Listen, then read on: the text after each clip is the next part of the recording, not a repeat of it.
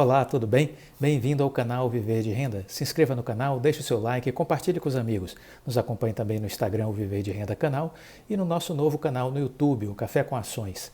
De terça a sexta fazemos um giro de notícias, atualizações sobre informações de economia e bolsa de valores. Assim a gente se mantém a par das coisas que fazem importância, que têm algum tipo de relevância para a definição das nossas estratégias de investimentos. O Café com Ações tem essa finalidade: afastar o joio do trigo, separar o joio do trigo, focar nas coisas que realmente são essenciais e importantes para os investidores. Aqui no Viver de Renda, criei o canal com o propósito de compartilhar com vocês as minhas experiências. Eu não faço análise, não faço recomendações. Já existe N pessoas nos bancos, nas corretoras, fazendo esse trabalho. Aqui eu compartilho com vocês a minha trajetória enquanto profissional e enquanto investidor. Sou formado em administração de empresas, consultor na área empresarial. Vivenciei o mundo corporativo ao longo de toda a minha carreira profissional. Isso me fez entender como funcionam as empresas, porque sempre trabalhei junto à alta administração, com as diretorias, com as presidências das organizações, realizando projetos na área de planejamento estratégico, participações com relação ao estudo de viabilidade técnica e econômica, implantação de projetos na área de educação, de agronegócios, formação de lideranças. Então, portanto, o fato de ter convivido nesse ambiente acabou moldando muito a minha forma de pensar, de entender o ambiente corporativo. Isso é essencial, porque quando eu comecei a investir na Bolsa de Valores em 2006, eu comecei a perceber que isso me ajudava e muito a fazer uma leitura de cenários. Eu digo que isso é uma coisa muito importante, é uma experiência que me é muito útil. Se você não teve essa oportunidade de trabalhar em grandes empresas, de conviver com a alta administração dessas empresas, o que fazer? É importante estudar. E aí eu recomendo que vocês leiam os livros do Jim Collins, um norte-americano que é considerado a maior autoridade mundial em gestão, em liderança, em planejamento estratégico. Então é essencial ler os livros do Jim Collins, porque, sobretudo, ele faz uma análise das grandes empresas americanas ao longo da história, do tempo, e mostra por que muitas empresas dão certo e por que muitas empresas dão errado. O que explica uma empresa que performou bem durante muitos anos e, de repente, ela entra numa fase de declínio? Que tipo de liderança é essencial para uma empresa ter sucesso? Quais são as características principais dos grandes líderes? Tudo isso Jim Collins investigou, analisou e isso ele compartilha nos seus livros. Portanto, eu julgo que é uma importante leitura para todos. Muito bem. Nesse vídeo, eu quero destacar logo nessa introdução a importância de termos referências nas nossas vidas. Eu comentei aqui essa semana de que eu sempre olhei para frente, eu sempre procurei encontrar pessoas que tinham chegado em uma posição acima do que eu estava. Isso é importante porque a gente precisa ter como referência pessoas de sucesso, pessoas que conseguiram realizar algo de notável. Essas são as nossas referências. Então, tenta entender por que o empresário conseguiu ter sucesso. O que fez o Steve Jobs chegar onde chegou com a Apple? O que fez o Bill Gates chegar onde chegou com a Microsoft? O Jack Ma na Alibaba? O Fred Trajano na Magazine Luiza? A Vale de Roger Agnelli, o que a fez tão diferente e tão espetacular àquela época? E por que a Vale depois entrou numa fase de declínio com a saída do Roger Agnelli? Tudo isso a gente precisa entender, porque os líderes são essenciais na história de sucesso ou na história de fracasso de uma empresa. E muitas vezes a gente fica querendo entender para onde vai uma empresa analisando gráfico ou apenas analisando números. Isso é apenas uma parte de uma história, isso é apenas uma fotografia. Muito mais importante do que tudo isso são as pessoas. Isso eu já aprendi. Muito mais importante do que os números, do que os gráficos, são as pessoas, porque são elas que podem fazer uma empresa voar feito um foguete rumo à Lua ou fazer uma empresa afundar. E para isso não importa o tamanho da empresa. Pode ser uma gigante como a Petrobras, como a Vale, pode ser uma gigante como a IBM, como a Kodak. toda empresa pode falir. E isso não tem muito apenas a ver com tendências, com investimentos mal feitos, chegada de concorrentes. Isso tem muito mais a ver com a liderança da empresa, as pessoas que estão à frente da empresa. Então, preste atenção aos líderes, comece a estudar os líderes das empresas que você deseja investir. Então, ao longo da vida eu aprendi isso, que é importante a gente ter referências, pessoas que a gente possa aprender e copiar. Cultive na sua vida uma cultura de sucesso. Isso é muito próprio da natureza dos americanos. Os americanos valorizam o sucesso. Aqui no Brasil há um problema cultural, as pessoas meio que vivem de criticar o sucesso, de criticar quem consegue sucesso. Isso é um traço cultural pequeno e que apequena a sociedade brasileira. Essa é a verdade, né? Então é algo que a gente precisa mudar. Acredito que isso passa por um processo aí de mudança de paradigma, de cultura, e que acredito que é a educação que é o caminho para a gente fazer essa transformação de mentalidade, que o brasileiro é muito atrasado. Precisamos de um jeito novo de pensar e de agir, um jeito que valorize o sucesso, que valorize o dinheiro, que valorize a capacidade de realização das pessoas, e que a gente procure imitar e seguir os bons exemplos, né? Precisamos estudar sempre o universo empresarial, do contrário não conseguiremos vencer na Bolsa de Valores. E nesse processo, né, uma das perguntas que outro dia me fizeram sobre a idade para começar a investir, não existe idade certa para começar a investir, né? O ideal é que quanto mais cedo você comece, melhor. Inclusive, o que os americanos fazem? Começam a dar ações aos seus filhos quando eles nascem. Isso deveria ser a lição para o brasileiro internalizar, né? Se você entende que a ação, que a Bolsa de Valores é o caminho da riqueza, se você está tendo filhos, comece a dar de presente para eles ações. Eles serão eternamente gratos, com certeza, porque se você começar a fazer disso um hábito de todo mês doar ações para os seus filhos, quando eles tiverem, ao eles nascerem, desde quando eles nascerem, quando eles chegarem aos 18, 20 anos, eles já serão milionários, imagine, né? Então é importante ter essa noção de que os pais podem fazer muito mais pelos filhos se, ao invés de ficar dando festas todos os anos, gastando dinheiro, utilizar esse dinheiro para dar de presente em ações para os seus herdeiros, né?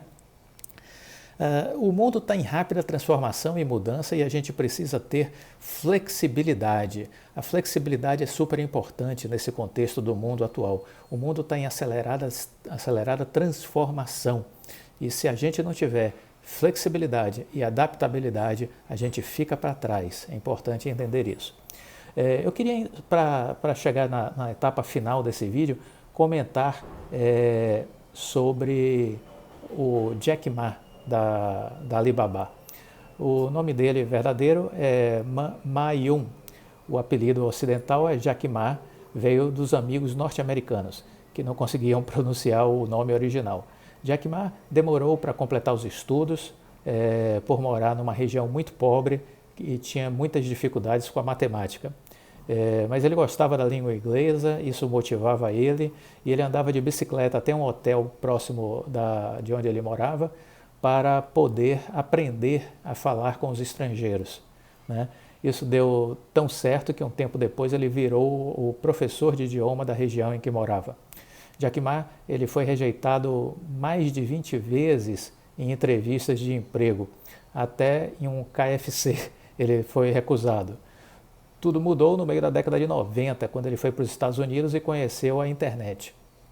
De volta para a China, disposto a colocar o país na rede mundial de internet, né? Ele uniu-se com a instituição do governo para ampliar os negócios e acabou ficando por trás do mar de burocracia e controle estatal chinês. E por isso ele acabou se afastando e deixou o empreendimento. Então ele passou por um cargo no Ministério de Relações Exteriores, ficou lá até começar as reuniões no próprio apartamento para fundar a Alibaba, uma companhia de tecnologia que responde por mais de 60% do comércio eletrônico na China. A valorização da empresa fez com que ele se tornasse um dos homens mais ricos e influentes da China e do mundo. Dentre seus amigos está o Bill Gates e outros tantos empresários americanos. A história dele, né, ele chegou ao cargo de CEO em 2012, deixou o cargo, aliás, de CEO em 2012, mas permanece ainda no conselho da empresa. Em 2014, a empresa que ele fundou abriu seu capital na Bolsa de Nova York, no que foi considerado o maior IPO do mundo. Levantou, na época, 25 bilhões de dólares em sua oferta inicial. Em 2018, Jack Ma anunciou que iria se aposentar dos negócios e passou a se dedicar à filantropia, o que faz desde setembro de 2019. Em julho de 2017, a Fundação Jack Ma concedeu a 20 professores rurais cerca de 73 mil dólares para apoiar a educação rural na China, que é uma das principais preocupações dele, porque a área rural da China continua muito atrasada. Em uma entrevista para Bloomberg, Jack Ma disse que queria seguir os passos do cofundador da Microsoft e conhecido bilionário Bill Gates, que prometeu doar pelo menos metade de sua riqueza durante a sua vida. Jack Ma parou quando ele começou a trabalhar, né, nessa área de tecnologia. Pessoas próximas do Goldman Sachs, do SoftBank, entre outros parceiros, colaboraram para que a Alibaba levantasse cerca de 25 milhões de dólares, isso em 2000. Em 2001, a Alibaba já tinha 1 milhão de usuários registrados. Para os padrões chineses isso era praticamente nada, mas para a internet daquela época no país era muita coisa. Em 2003, ele lançou o Taobao, que é um site de comércio e leilões online, que foi um grande sucesso. Ele virou líder de mercado e em 2 anos fez com que o eBay fechasse as portas da filial chinesa porque não conseguia mais competir. Em 2004, ele fez mais um investimento milionário no grupo Alibaba e lançou o Aliwang Wang, um mensageiro que só funciona dentro do Taobao e permite um contato direto entre o cliente e o vendedor. Teve ainda a plataforma terceirizada Alipay, que é um sistema de pagamentos online que também cuida de toda a sua situação bancária. Em 2005, ele anunciou uma primeira parceria e depois tomou conta de todas as operações do Yahoo na China. Também lançou o Taobao University, que é um braço de educação do Alibaba, focado em ajudar a abrir um novo negócio e empreender online. Em 2007, ele abriu a oferta pública de ações na Bolsa de Hong Kong e apresentou nessa época o Alimama, um braço de marketing digital e Big Data que cuida do e-commerce da companhia e seus parceiros. Outro lançamento é o Taobao Mall ou Tmall, que adiciona revendedores, distribuidores e marcas, e também o lançamento do Alibaba Cloud ou Aliyun, um serviço de armazenamento, servidor e transferência de dados para consumidores e empresas.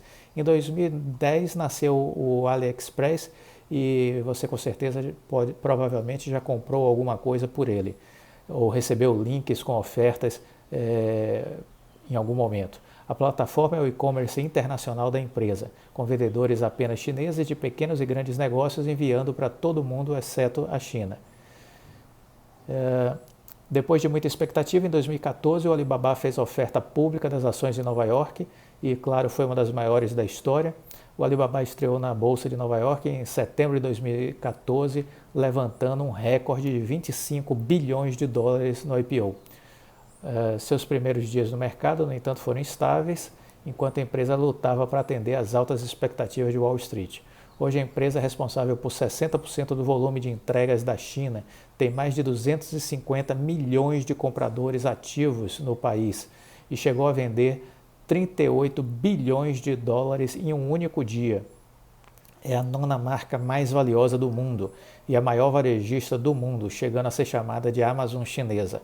Além disso, a holding é formada por empresas de inteligência artificial, pagamentos, computação na nuvem e até serviços de entretenimento, e já foi comparada a uma soma da Amazon com a eBay e a PayPal.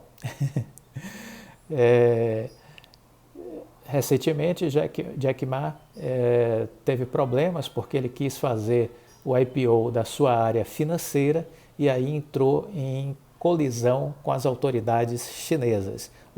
Lembremos que a China é um governo autoritário, a democracia não é um bem no país, existe um sistema capitalista, mas absurdamente controlado pelo governo. E aí os governantes chineses acharam que o Jack Ma estava querendo voar além da conta e entraram em choque com ele. Então é importante aí a gente entender um pouco esse contexto do Alibaba, da empresa, né? Porque eu estou falando dela. Primeiro pelo seu líder, né? Que é sempre bom a gente estudar e aprender um pouco a trajetória das pessoas de sucesso. Estávamos falando da importância de termos referências. E depois eu chamo a atenção da história do Jack Ma e da Alibaba, porque a gente já ouviu do Frederico Trajano, hoje o CEO da Magazine Luiza, que essa foi a principal fonte de inspiração dele. Ele esteve na China antes de assumir a presidência da Magazine Luiza, exatamente para conhecer a revolução que estava acontecendo no varejo digital e identificou na Alibaba o grande case de sucesso, de boas práticas, para ele modelar o futuro da Magazine Luiza. Então, daí vem toda a inspiração para a estratégia de crescimento da Magazine Luiza. E por isso eu resolvi hoje fazer essa análise um pouco rápida, obviamente, mas, de novo, pesquisem, estudem, porque todas essas informações estão disponíveis na internet. Então, use a internet e o seu tempo com inteligência para fazer boas pesquisas, para aprender algo novo. E por que é importante entender o case da Alibaba e do Jack Ma? Porque é a base referencial para a Magazine Luiza. Se a gente entender toda a estratégia da Alibaba, a gente vai entender mais facilmente a estratégia da Magazine Luiza e para onde a Magazine Luiza está indo, ok? Um grande abraço e até a próxima. Tchau.